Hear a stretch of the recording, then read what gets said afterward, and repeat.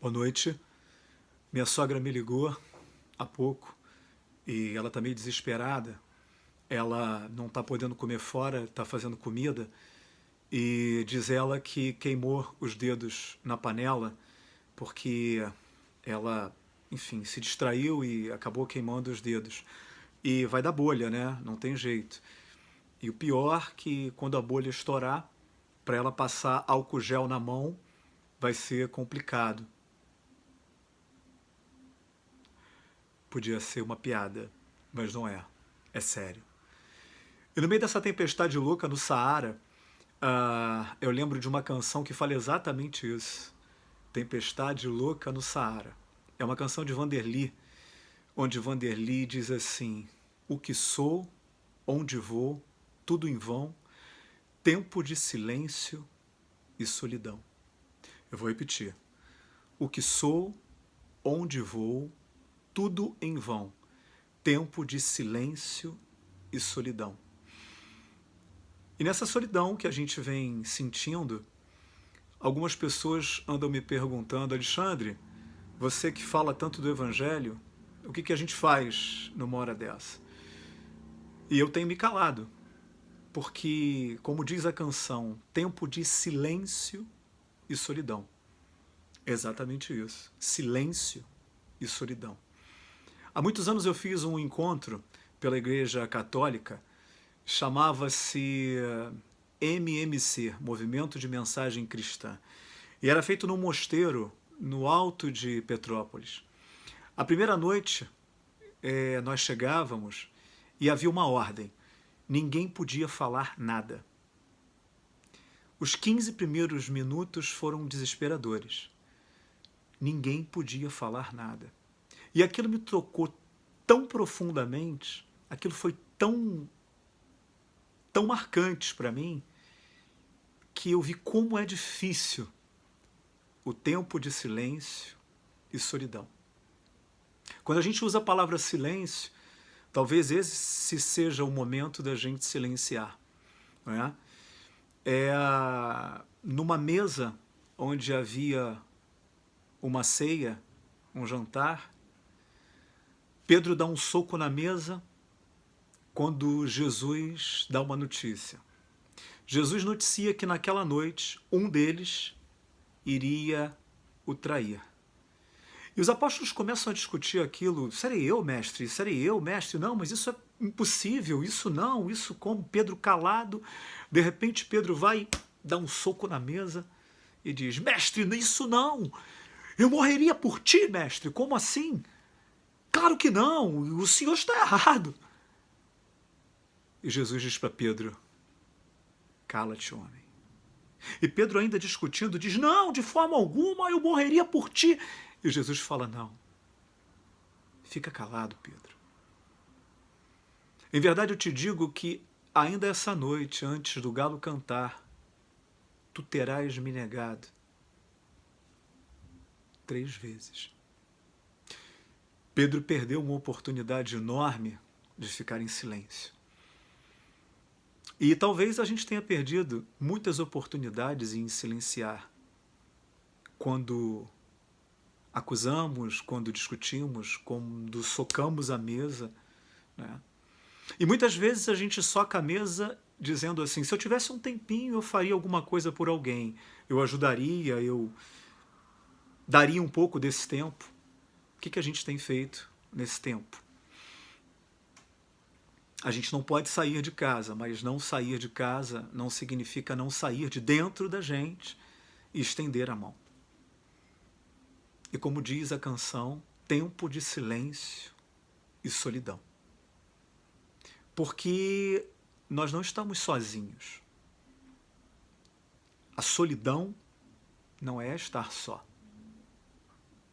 Você pode estar só e estar muito bem acompanhado.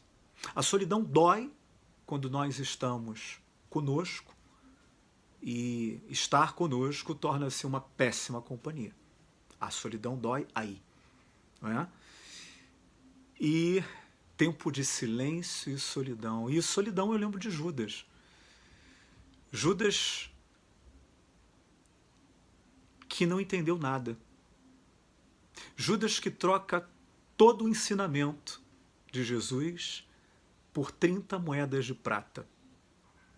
Judas que passa 3 anos sabendo o que fazer, deveria ter aprendido o que não fazer.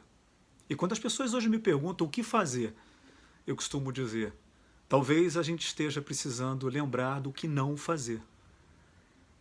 Judas não entendeu o que não fazer. E teve uma última chance.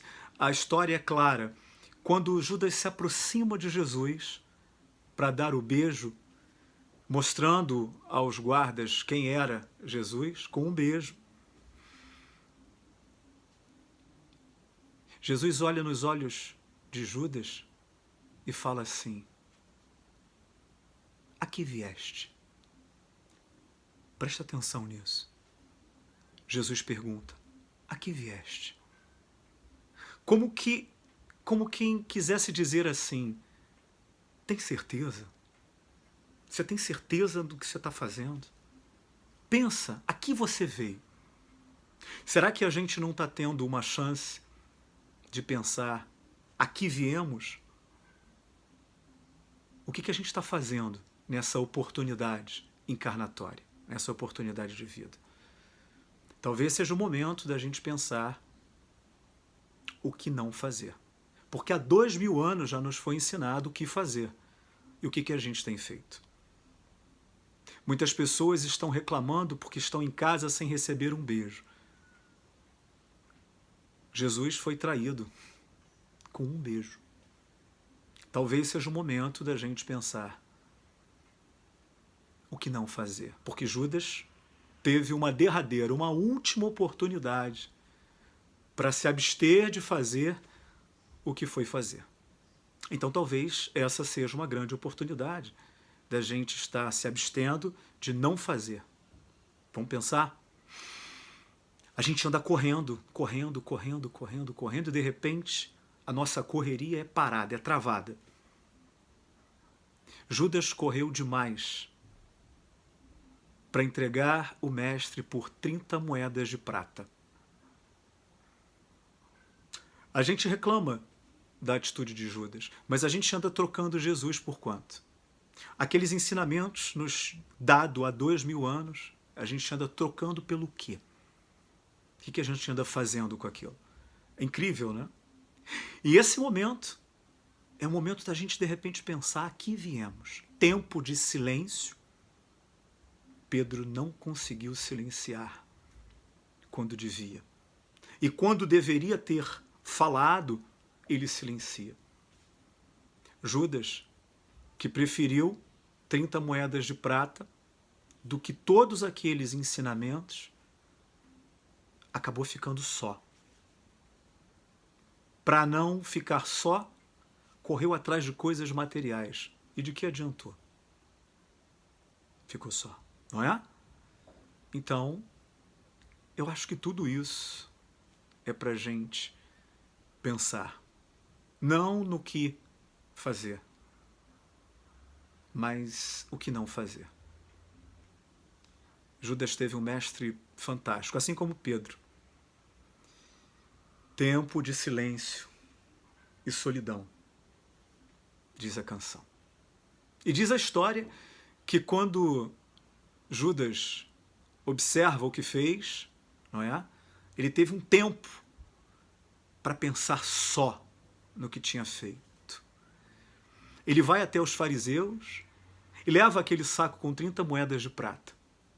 E a história conta que ele tenta desfazer o negócio. Ele joga o saco de dinheiro e diz: não, vamos desfazer o negócio. E os fariseus disseram para ele assim: agora está feito. Não há mais chance. Judas sai só, na solidão que ele conseguiu comprar com os bens materiais, não pensando em nada, deixando aquele saco de dinheiro. E os fariseus, quando vão pegar aquele saco de dinheiro, eles são avisados por um superior: não toque nisso, isso é dinheiro de sangue. Mas o que faremos então com essas 30 moedas? E eles então chegam a um consenso de comprar um terreno para enterrar os estrangeiros que morressem em Jerusalém. Essa parte da história me fascina porque Jesus andou o tempo inteiro falando o que fazer. Jesus mostrou tudo que nós deveríamos fazer. E não criou inimigos com egoísmo, com prepotência, arrogância. Ele não se isolou. Nós, mesmo livres, mesmo com todos esses ensinamentos, temos dito que estamos isolados em casa, não é? O convívio social nos está sendo cerceado. O convívio social a gente tem deixado de lado há muito tempo. Porque conviver é viver com, não é viver sem. E nós temos vivido sem. Sem amor, sem tolerância, sem paciência, sem carinho, sem estender a mão. O dinheiro usado com a morte de Jesus, ainda esse dinheiro não foi em benefício de Jesus, foi em benefício dos mais necessitados, daqueles que chegavam a Jerusalém e precisavam ser enterrados e não tinham onde. Então usaram o dinheiro da traição para fazer esse terreno. E como eu disse, essa parte da história me fascina porque nem o dinheiro que Jesus consegue com o sacrifício da sua morte, através de uma traição, é usado em benefício dele próprio, é usado em benefício de tantos outros. E repare, foi em benefício de estrangeiros. Nós andamos querendo voltar à ideia na construção dos muros, como se construir muros nos protegesse de alguma coisa. Já vimos que não. Que a gente use, como diz a canção de Vanderly, esse tempo de silêncio e solidão para aprender não apenas o que fazer, mas o que não fazer. Que Deus nos abençoe e que a gente consiga, a partir de agora, derrubar esses muros que a gente anda pensando em fazer.